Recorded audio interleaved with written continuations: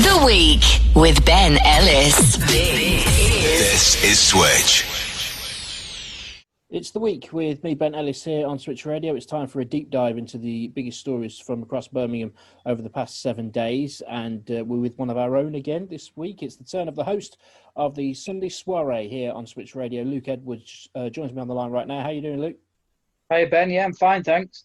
Good stuff. Yeah, it's always a fascinating week when we look through the things that are happening here in Birmingham and Solihull. Two stories really have dominated, not just locally but nationally, over the last 7 days. And we're going to start with the new guidelines which the council are hoping will avoid a lockdown of Birmingham going forward.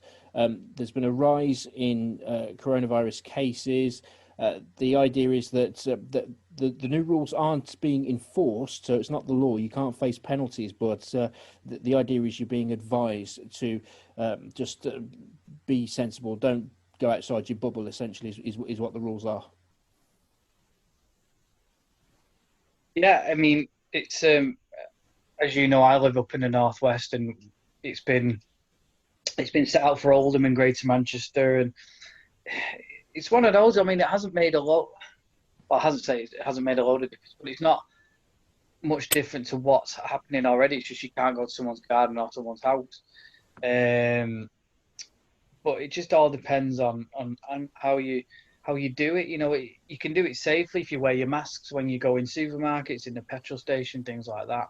Also, when you go out, just socially distance, things like that. It's at the end of the day, Ben, you've got to try and carry on as normal without by just being sensible, because otherwise you'll just become a recluse. Yeah, that's what we're trying to avoid, isn't it? I mean, we had the best part of 5 months of being in recluse, really, and above all else, that's what we want to avoid.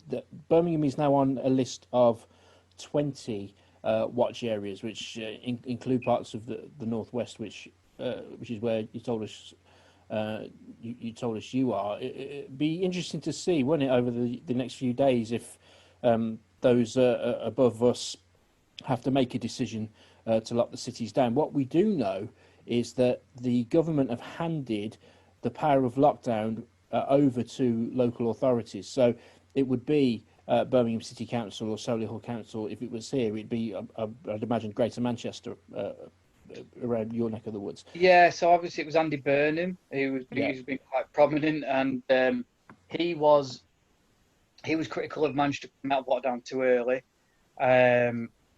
Now he's gone the other way because of the cases are coming down. So equally, he's kind of saying, "Look, keep it open and we'll monitor it." So there's kind of they've almost met in the middle in a way, and he has thanked the government over the last couple of days, saying he understands it's a hard job, but also common sense prevailed. For example, Wigan comes under Greater Manchester, but they've had hardly any cases, so they're taking the lockdown from them. Oldham, at the minute, Oldham Council been given the powers to monitor it themselves, so it means that Oldham aren't going into full lockdown.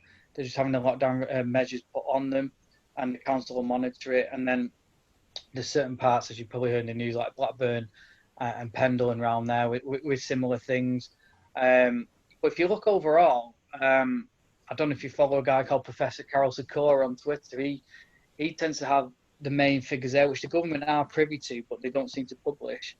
Is that I think there was only two deaths over yesterday or something like that. So the figures are coming down, and also there's stories of younger people catching it. Maybe they're asymptomatic, so they don't feel any symptoms. And also a story I saw last week about T cells. So if you're under 45, you've got T cells which fight off the disease most of the time. Yeah. There's been talk that in Solihull, I don't know if you've seen this, they're going to ramp up the track and trace in terms of knocking on people's doors if they get wind that you've been in contact with somebody who has shown symptoms over a time period. It's going to be like the TV license people knocking on your door. So there's a bit of a row down here about that people don't enjoy their peace being disturbed by that kind of thing. Other people are saying, well, it's important. We need to keep the virus under control. Where do you stand with that? I mean, I don't know anyone that's had a phone call from it, so you don't know if it's working or not. And I mean, the pubs I've been into, to be fair, you do write your number down and sanitize and things like that. But whether they follow it up or not, I don't know. It's people being honest enough to say they've got it, and then going to that place and saying, "Look, I've had it," and then they're following it up that way. But to be honest, like I say, I don't know anyone that's actually had COVID itself, so I have to comment on that. And also, I don't know anyone that's actually sort of, or places that I've been at, people have had it from going there, or somebody's phoned them up and said, "Look, you were in this restaurant last night, somebody's symptoms." I don't know about you, Ben, if you've had any experiences, if you've been out and heard of that, or... Well, I've barely been out, I'll be honest. I've possibly been... I've probably left my street twice since March the 23rd. I've worked every day from home. My office is very much against people wanting to go back into the office unless it's absolutely necessary. So really, I've literally been in the bubble really here. So if there were kind of contact with anybody, it would have been at a very, very local level. So for ourselves to find out if we've been in contact with anybody who's had these symptoms, we probably would need that knock on the door to tell us. But nobody, touch wood, so far in my household has shown any symptoms. So, but we do the right things. What we're told are the right things. We use masks when we go outside. We wash our hands regularly. It's all the stuff that you constantly hear. So, moving on from that, actually, healthcare workers were endangered by a drastic shortage of PPE equipment at the start of the crisis, Solihull's Labour Party has claimed. Activists from the Solihull and Merredin branch have branded the government's failure to stockpile sufficient kit and revelations that millions were spent on useless items. That they called it a fiasco. They've written to the borough's two Conservative MPs, Julia Knight of Solihull and Saki Barty, asking them to back a full review into the issue. We've been told, not since day one, at least early on in this so-called crisis, Luke, that there was more than enough PPE to go around, but it seems those numbers are being disputed in certain places. Yeah, the old PPE debate again, isn't it? Like, where do you get it from and things like that. So you don't know who to believe on that issue now, do you? No, well, you just literally you seem to do what you can, and that's that. So. Hundreds of Solihull residents, moving on, have urged the council to refuse plans for a hostel, which they will fuel crime in the area. There's been a major backlash against the application to convert the former Fairfield care home site in Old Warwick Road into a 19-bedroom lodgings. This is literally just around the corner from me. A petition signed by more than 500 local people has been handed in at Solihull Council House. There have been a number of these instances in Birmingham and Solihull where plans to open up hostels have been rejected by local people. It's happened in Erdington, now it's happening in Solihull. We've had councillors on the show in recent weeks to talk about their opposition to it. But it always, I don't know, Luke, it always seems to me like, do we want the homeless on the streets? Do we not want to help the homeless? So, they say we've got to do more to help the homeless. So we've built somewhere that hopefully the homeless can go to, but it's met with local opposition. It just seems to be butting heads. Yeah, I mean, I don't know if it's a petition you've seen at all, Ben, is it? Or I have not seen the petition. Like I said, it's literally around the corner from me. The first I heard about it was Switch Radio reporting it online. Yeah, I mean, again, Andy, without wanting to name Dick Andy Burnham, he's done a lot in terms of getting homeless people off the street. He donates, I think, 10% of his wage to the Homeless Foundation, and there's been a lot he's certainly done in Manchester where they've raised millions, and they were putting them hostels over lockdown and things like that. So it's been a success in a lot of the country, in a lot of the in sections of the country, but it's a difficult one because I think people see homeless people as they're just constantly what the money they use, they're just constantly wanting to get drunk or take drugs, aren't they? So, which isn't always the case. Some are just falling on hard times. Some are working hard to get back to what they are. And I suppose you do need to vet them in a way to see who can go in these hostels. And then the ones who are looking to get their lives back on track, put them in that hostel and let him work from there. So, and especially if there's property to use, why not use it? I don't understand what the opposition is. I mean, what sort of, do you know what the opposition is on it? I not this petition, like I said, it hasn't come to my attention. Like I said, even though it's on my doorstep, but we did interview Robert Alden, councillor for the Conservatives in Erdington, who was opposed to an old pub being converted into a hostel. There's been a lot of opposition to that. They say that the pub, which would become the hostel, is too near a school, and so the locals are worried about that. My children's school would be close to this place, so that might be something in that, but then again, it might not as well because I haven't seen the petition, and I think there's a general worry about the perceived, like you said, types of people that could be coming into these hostels for good or bad, right or wrong. I think that's how people might be feeling. But again, do they have to? Does that is that where the vetting process comes in? Then do you know? Well, you think so, wouldn't you? You wouldn't just, here's somewhere you can go and that's fine. I think that. I think the people that are trying to do this in terms of the hostel are possibly doing it with the best of intentions. It's just meeting with local opposition. Are you much of a sports fan, Luke? I am, yeah. Okay. Did you see this story in again Solihull? A lot of the stories are from Solihull because the big Birmingham story has obviously been about coronavirus and stuff. But Solihull Leisure Chiefs have been urged to avoid the use of a controversial material at a new artificial pitch amid fears it could cause cancer. Concerns have been raised that the all-weather playing surface at Tudor Grange Leisure Centre could be constructed from crumb, often made from recycled rubber tubes. So play football on an artificial surface and you might get cancer. That's quite a shock. Yeah, I've heard this, not for a few years now. I did hear this when 3G pitches were first put down. I mean, obviously, Sutton Coldfield have got one, and I heard all that about it, yeah. In terms of the crumb and things like that. Look, it depends. It depends which apply you use.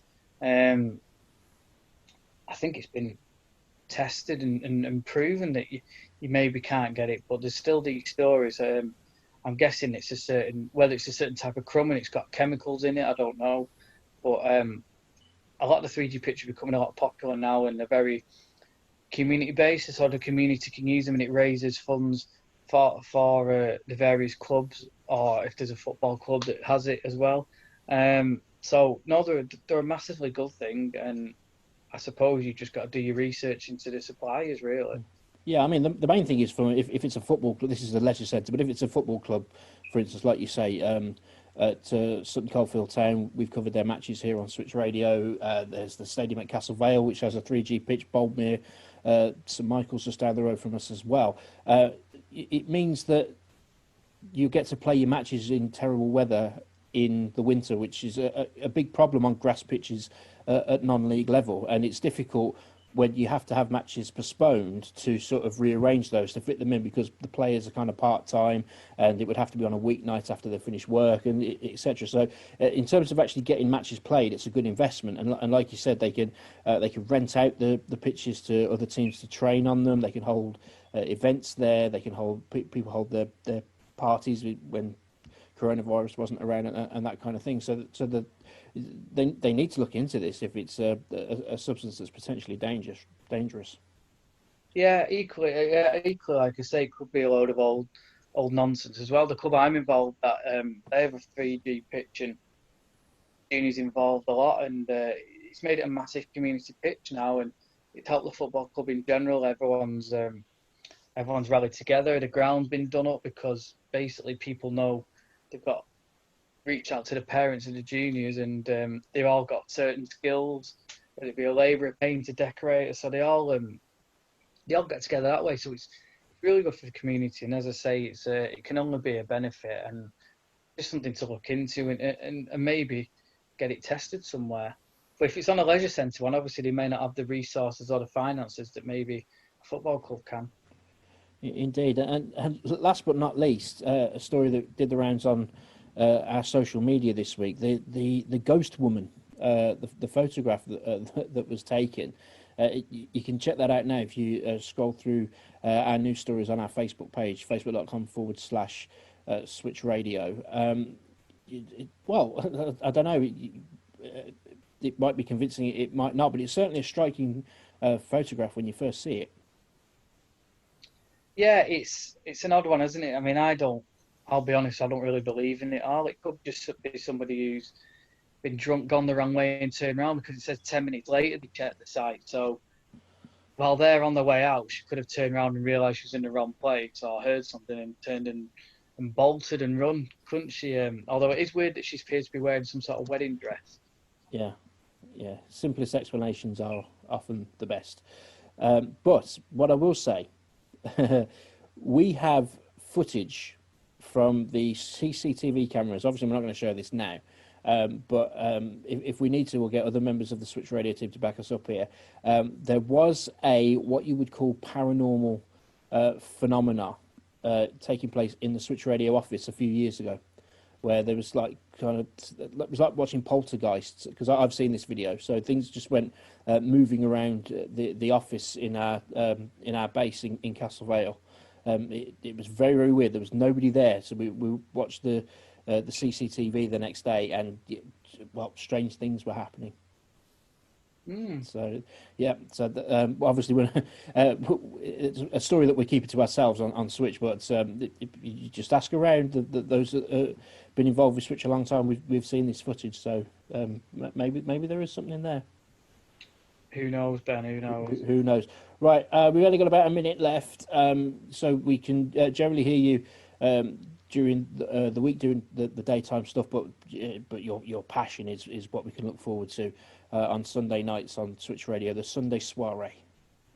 Yeah, so I do the afternoon tea show on Friday, which is more sort of easy listening and the general music that we play on the radio station. And Sunday soiree, yeah, it's on this evening between 9 and 10 p.m. and it's dance music for 40 minutes, and then we chill everyone out for the last 20. It's basically what you'd hear on a Friday, Saturday night when you go out, and then the last 20 minutes is what you hear on a Sunday morning if you're in Ibiza or you've just generally got a bad head and you want to recover and you don't want much, you don't want loud banging music. But no, I try to find the latest music releases out there, but I also play some classics as well, and I could do with longer than an hour, but there we go. Well, who knows? Who knows going further forward. Luke, thank you very much indeed. We do appreciate you coming on to join us. And yes, the Sunday soiree is on Switch Radio tonight. Thank you very much indeed for joining us. Thanks, Ben. For more great videos from the week, make sure you subscribe to our channel. It's down here somewhere. And don't forget, you can catch us on the radio every Sunday between 12 and 2 on FM across Birmingham, 107.5, on mobile, on DAB and online. We're made for Birmingham. This is Switch Radio.